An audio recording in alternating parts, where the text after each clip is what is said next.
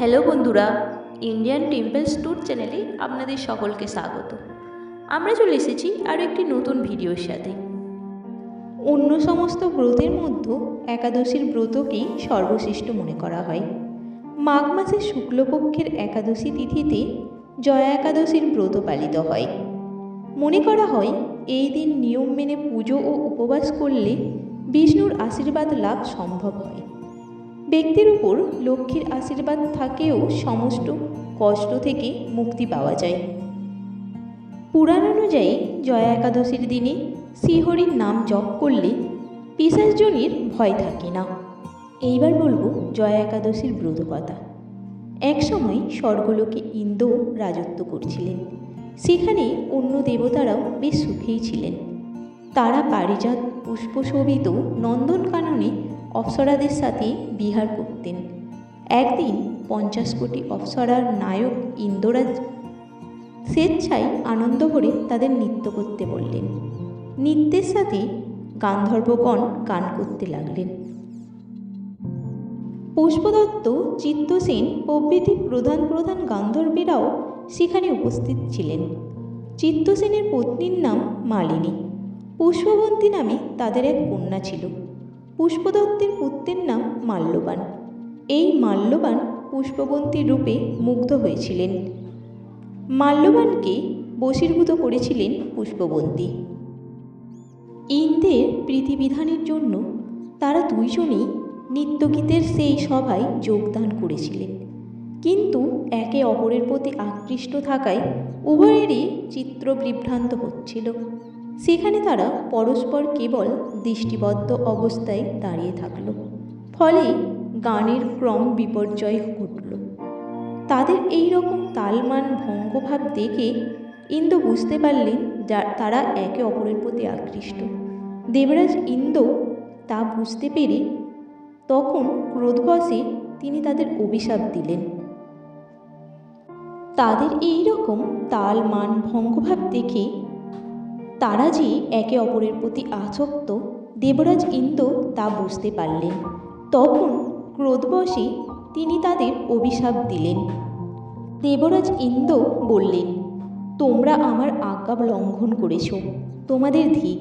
এখনই তোমরা পিশাচজনি লাভ করে মর্ত্যলোকে নিজ দুষ্কর্মের ফল ভোগ করো।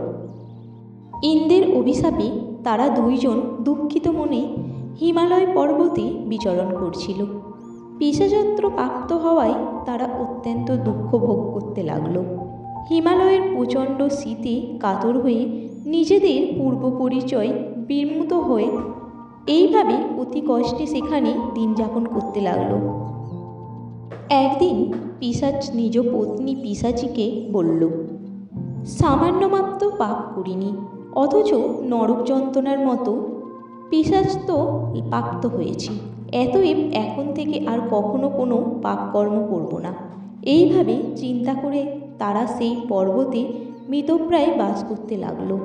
মাল্যবান ও পুষ্পবন্তীর পূর্ব কোনো পুণ্যবশত সেই সময় মাঘী শুক্ল প্রক্রিয়ায় জয়া একাদশীর তিথি উপস্থিত হল। তারা একটি অসত্য বৃক্ষতলে নিরাহারে নির্জলা অবস্থায় দিবানিশি যাপন করল। শীতের প্রকোপে অনিদ্রায় রাত্রি অতিবাহিত হল।